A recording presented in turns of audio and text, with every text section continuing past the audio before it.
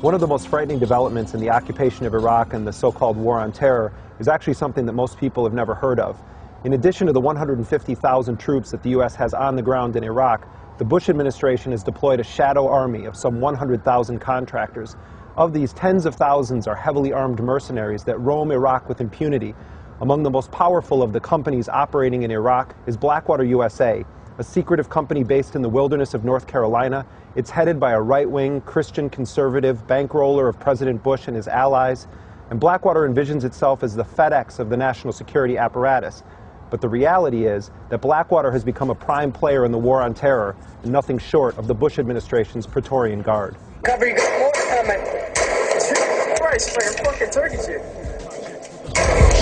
I would like to raise my children to grow to be soldiers, but then a general would decide when they like to take over. Blackwater USA largely operated in the shadows of the U.S. war machine until the morning of March 31st, 2004, when 4 Blackwater contractors were ambushed and killed in the Sunni city of Fallujah, Iraq.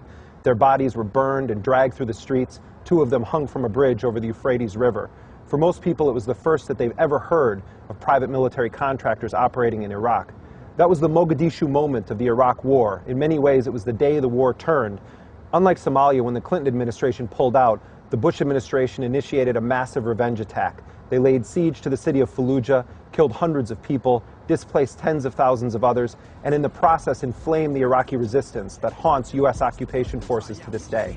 The Cold War's over, but the world is still getting colder. Atlas walking through the projects with the hood on my shoulder. The Bush administration came to power with a radical privatization agenda. We see it in our schools, prisons, healthcare system, and law enforcement in the United States.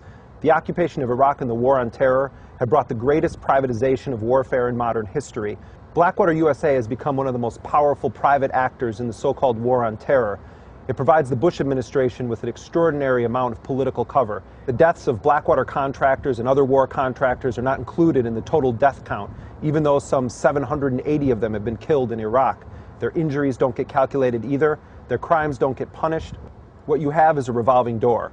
Blackwater and other companies benefit the Bush administration, and in turn, the Bush administration and its Republican allies in Congress have shielded these military contractors from any effective oversight, any effective accountability, any effective legal system. Their operations are shrouded in secrecy, and people in Congress find it almost impossible to get information about Blackwater and other companies' operations. And we know virtually nothing about this. We think about 40 cents of every dollar goes to private military contractors. We think about 800 of them have been killed in Iraq, but we don't know that. They're not even counted. And we think there's about 25,000 to maybe 40,000 engaged in military activities, in combat-related activities, but we don't know, and we can't find out.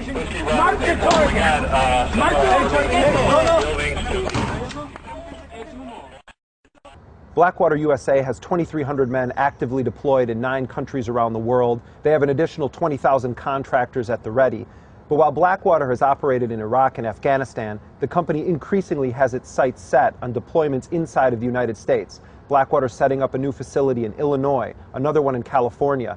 I was in New Orleans in the aftermath of Hurricane Katrina, and I saw Blackwater mercenaries speeding up and down the streets in unmarked cars, heavily armed with M4 machine guns, flak jackets, other weapons strapped to their legs. And when I talked to the Blackwater guys on the ground and asked them what their mission was in New Orleans, they said they were there to confront criminals and stop looters. To have mercenary companies which have operated in Iraq, Afghanistan, and elsewhere in the war on terror, essentially declaring themselves above any effective laws, now deploying on the streets of U.S. cities, should be seen as an ominous threat.